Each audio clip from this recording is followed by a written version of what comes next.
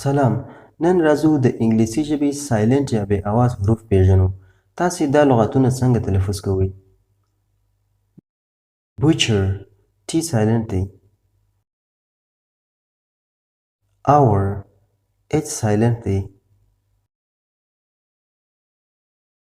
psychology پي سایلنټ دی. death بي سایلنټ دی. Wednesday ډي سایلنټ دی. ښه نو نن راځو په یو لغات کې بې اواز حروف پیژنو او دا چې ولې په انګلیسي کې بې اواز یا سایلنټ حروف وجود لري جواب یې په دې درس کې زده کړو. نو راځئ چې شروع یې کړو.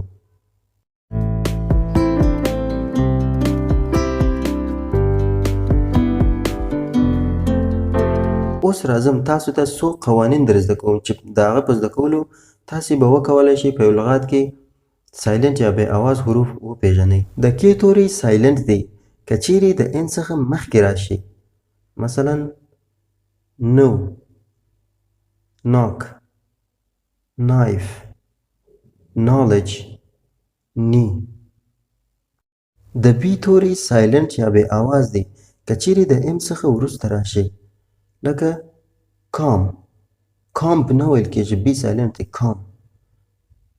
بام. بامب نه دی، بي سایلنټ دی. بام. ثم. او همدارنګه بي سایلنټ دی که چیرې د یو لغات په آخر کې د ټي څخه مخکې راغلی وي. پام مو وي د لغات په آخر کې. مثلا ډیت، دا ډیپټ نه ویل کېږي، ډیت. ګوره د لغات په آخر کې د ټي څخه مخکې راغلی دی نو ډیت ویل کېږي. ډاوټ، ډاوټ نه ویل کېږي، ډاوټ. او همدارنګه سټل. او که چیرې د لغات په سر کې راسي نو تلفظ کېږي لکه سب ټایټل. فکر مو وي چې د چا په خبره فکر پام ته مو فکر وي چې د لغات په آخر کې د ټي څخه مخکې راغلی وي نو نه تلفظ کېږي. سی توری سایلنټ دی که چیرې د اس څخه وروسته راشي.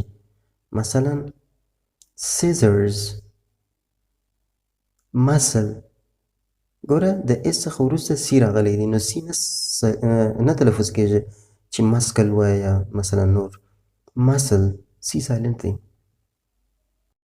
زیاتره وخت د جي توری سایلنټ یا بې اواز دی که چیرې د ان څخه مخکې راشي لکه ډیزاین، ساین، فورن.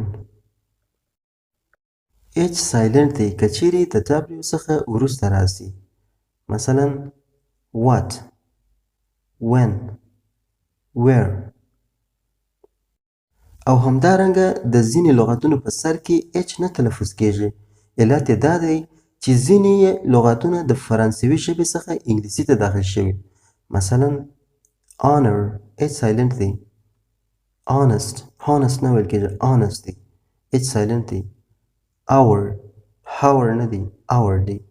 اچ سایلنټ دی. دا ځکه چې دا لغتونه د فرانسوي ژبې څخه انګلیسي ته داخل شوي.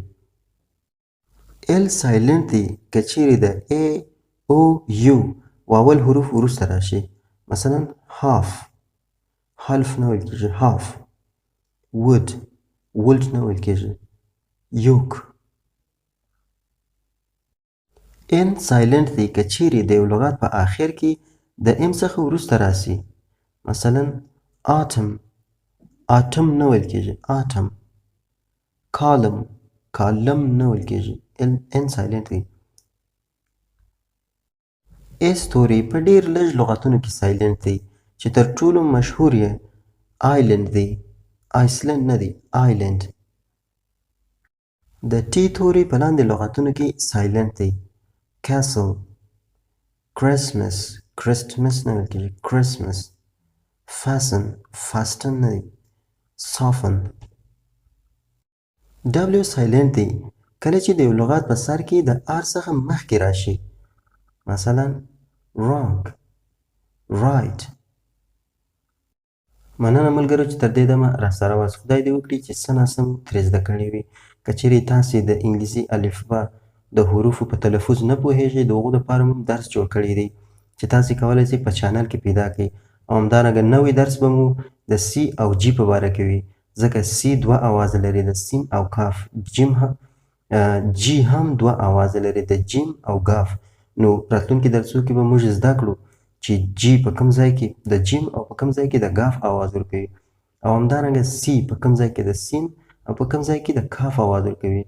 نو که چیرې ویډیو مو خوښ شوی ویډیو در سره لایک کړئ، چانل در سره سبسکرایب کړئ. تر نوی درس په خدای پاک مو سپارم. ښه وخت ولرئ.